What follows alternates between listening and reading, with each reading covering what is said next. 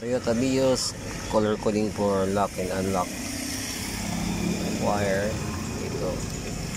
So may dalawang yan na puti saka itong pula sa gilid.